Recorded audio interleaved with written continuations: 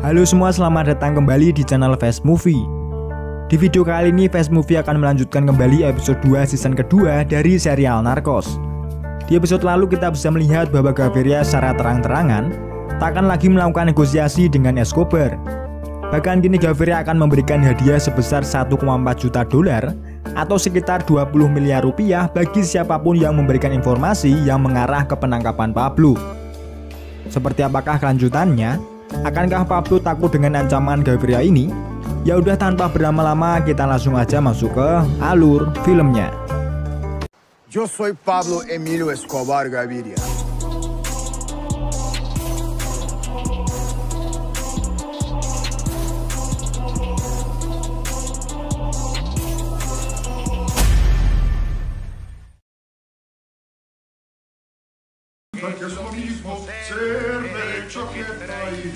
Setelah Gaviria tampil di televisi dan mengatakan bahwa ia tak akan lagi bernegosiasi dengan Escobar, kalian pasti akan berpikir bahwa Pablo pasti akan sangat ketakutan di posisinya kali ini.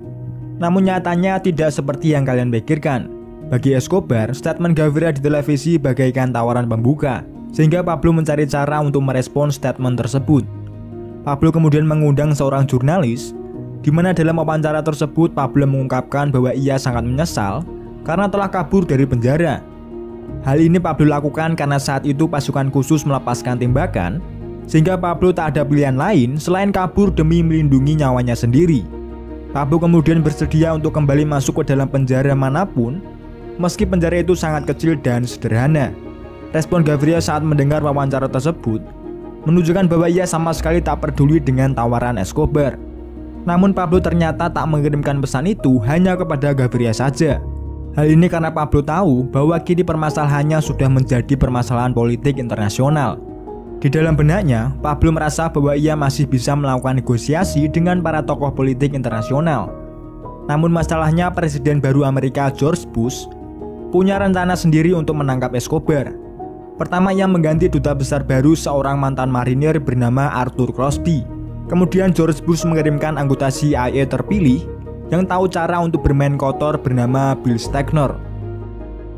Dan yang terakhir, ia mengirimkan seorang bos baru bagi DEA bernama Claudia Mesin.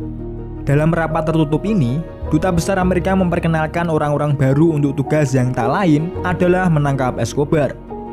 Dengan terpilihnya Mesin sebagai ketua baru DEA, ia berniat untuk mengganti agen Murphy setelah Murphy melakukan hal ceroboh saat berada di bandara. Namun pena kembali meyakinkan bahwa Murphy adalah seorang agen yang hebat, karena sebagian besar para informan DEA berasal dari Murphy, sehingga akan sangat rugi jika DEA memecat Murphy hanya karena ia melakukan satu kesalahan saja. Sementara di rumah Escobar, kini Pablo tengah bermain game dengan putranya, hingga kemudian Velasco datang dan mengabarkan bahwa sangat sulit untuk menemukan keberadaan Judy Moncada dan Don Berna. Hal ini karena banyak polisi bertebaran di jalan-jalan, sehingga menghambat pencarian mereka. Lyman sebagai anggota baru yang berada di sana kemudian diberi wejangan oleh Pablo bahwa tak ada yang lebih rendah daripada menjadi seorang pengkhianat, dan jika kita terus membiarkan orang-orang itu berkeliaran bebas, maka jalan-jalan akan dipenuhi oleh mereka semua. Dari wejangan itu akhirnya Laquika mengajak Lyman untuk mencari seseorang yang telah melaporkannya saat berada di rumah bordil tempo hari lalu. Laquika bersama Lyman kemudian bergegas ke rumah bordil dan menghabisi semua para PSK tersebut. Marissa yang mengetahui pembantian itu sadar bahwa saat ini nyawanya juga akan terancam, di mana saat ini Laquika tengah menuju rumah Marissa untuk segera menghabisinya. Lyman sebenarnya percaya bahwa si Marissa ini tak akan mungkin menjadi orang yang melaporkannya kepada DEA. Namun Laquika tak percaya dan akan tetap menghabisi Marissa, sehingga Laquika membobol rumah Marissa untuk mencari di mana saat ini ia berada.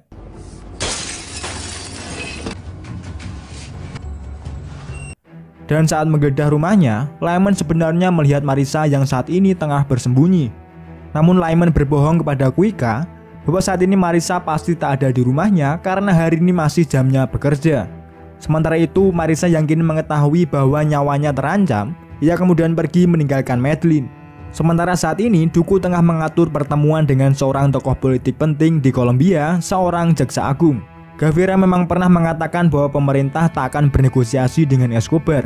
Namun seorang jaksa agung Kolombia bernama Gustavo de Greiff tak peduli dengan hal itu, di mana de Greiff saat ini tengah bertemu dengan Duku untuk membahas terkait permasalahan yang dihadapi Escobar. Dalam perbincangan itu, jaksa agung bersedia membantu Escobar untuk mendapatkan hak yang sama seperti warga Kolombia lainnya, di mana jaksa agung ini akan memperjuangkan supaya Escobar bisa kembali menghabiskan masa tahanannya. Karena di dalam hukum, orang yang bersalah itu seharusnya dihukum dan diadili, bukan diburu dan dibunuh layaknya binatang. Gustavo de Greiff juga menegaskan bahwa ia sama sekali tak terpengaruh oleh tekanan dari pihak Amerika. Dari sinilah Duku melihat peluang bahwa Pablo bisa saja terbebas dari status buronnya saat ini.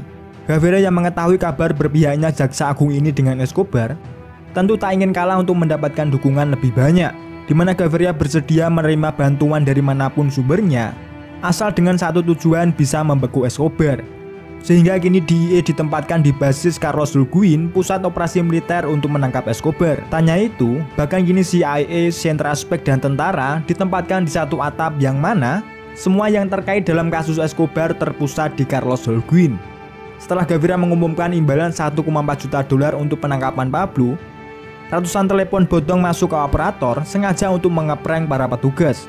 Fenomena ini terjadi karena bagi beberapa masyarakat Kolombia menganggap bahwa Escobar adalah pahlawan bagi mereka. Saking banyaknya telepon bodong tersebut, DEA kemudian menyimpulkan bahwa jika ada satu laporan terkait keberadaan Escobar, maka DEA akan membiarkannya. Namun jika ada 3 laporan dengan informasi yang sama dan dari orang yang berbeda, barulah DEA bersama kepolisian akan langsung menindaklanjutinya. Namun ternyata teori itu masih tidak bekerja sesuai ekspektasi mereka. Lagi-lagi kepolisian mendapatkan laporan fiktif dari masyarakat. Warga Kolombia tampaknya memiliki hobi baru, yaitu mengeprank para petugas kepolisian. Scene kemudian berpindah di mana saat ini Duku melaporkan bahwa kini jaksa agung Gustavo de Greiff telah berpihak dengannya, di mana hal ini akan sangat membantu Pablo untuk menghapuskannya dari daftar buron pemerintah Kolombia, sehingga akan membuat Pablo dan keluarganya bisa hidup dengan tenang tanpa harus berpindah-pindah. Namun saat itu Tata Escobar mencemaskan jika hal itu tak segera terjadi, hal ini akan berdampak buruk bagi Pablo. Karena jika presiden tak setuju dengan kepulangan Pablo untuk dipenjara, hal ini cukup jelas menggambarkan bahwa Gaviria sangat menginginkan Pablo untuk mati. Tata juga sudah mulailah harus berpindah-pindah rumah dan terus bersembunyi. Namun Pablo kembali menjelaskan bahwa pasti akan ada jalan untuk kita tetap bisa hidup dengan damai. Sementara kini Murphy sedang disidang oleh mesin terkait permasalahannya di bandara beberapa hari lalu. Mesin menjelaskan jika Murphy tetap ingin bekerja di sini, Murphy harus patuh terhadap peraturannya. Namun jika Murphy tetap membangkang, mesin akan segera memulangkan Murphy ke Miami. Jadi singkatnya, Murphy masih bisa diterima untuk kembali bekerja bersama DEA. Scene kemudian berpindah di mana seorang petugas Central Spike akhirnya menemukan radar dan lokasi yang diduga di sanalah Pablo berada. DEA kemudian meminta izin kepada Kolonel Pinson untuk segera melakukan operasi penangkapan Escobar. Namun saat itu Pinson menolak karena menganggap bahwa laporan itu hanyalah laporan fiktif dari para masyarakat Kolombia yang sengaja mengeprank para petugas kepolisian. Mission yang yakin bahwa laporan itu benar kemudian menelpon Duta Besar Amerika, dan Duta Besar lalu menyampaikan pesan Mission kepada Gaviria. Sehingga tak sampai 15 menit, Kolonel Pinson langsung merubah keputusannya untuk segera melakukan operasi tersebut.